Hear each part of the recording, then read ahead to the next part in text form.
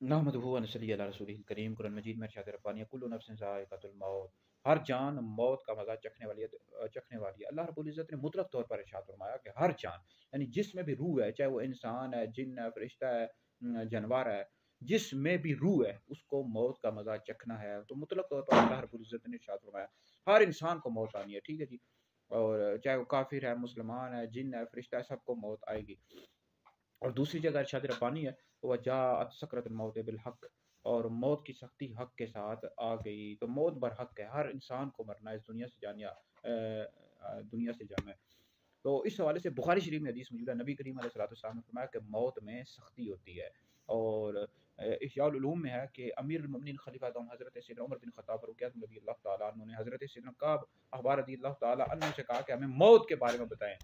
तो उन्होंने कहा कि मौत एक ऐसी कांटेदार टहनी की तरह है जिसको इंसान के जिस्म में पेवस्त किया जाए और उसको फिर जोर के साथ, कुव्वत के साथ खींचा जाए। मौत बड़ी सख्त होती है और हर इंसान को तैयारी करनी चाहिए। लेकिन हदीस में ये भी आया है कि मोमिन के लिए जो मौत है तोहफा है, यानी ऐसे मोमिन के लिए कि जो तैयारी करे, नमाज पढ़े, फर्ज रमजान के रोजे रखे, कुरान मजीद की तिलावत करे, दुरूद पाक पढ़े, गुनाहों से बचे। लेकिन ऐसे मुसलमान भी हैं जो फर्ज नमाज जानबूझ कर छोड़ते, नमाज नहीं पढ़ते, कुरान मजीद की यानी रमजान के रोजे नहीं रखते, गुनाहों से नहीं बचते, तो उनके लिए फिर मौत सख्त होती है।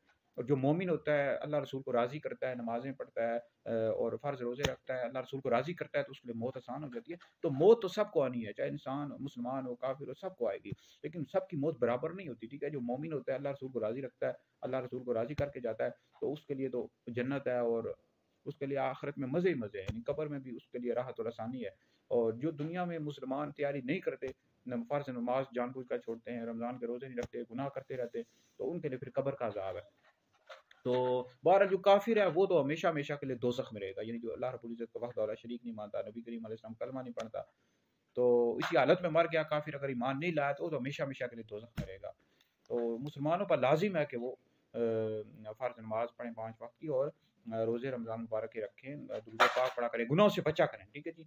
तो बहरहाल कुल्लु नफ्सिन ज़ाइक़ातुल मौत, हर इंसान को मौत का मज़ा चखना है, हर जानदार को मौत का मज़ा चखना है। कुल्लु नफ्सिन यानी जिसमें भी रूह है, चाहे वो इंसान है, जानवर है, फरिश्ता है, जिन्न है, सबको मौत आनी है।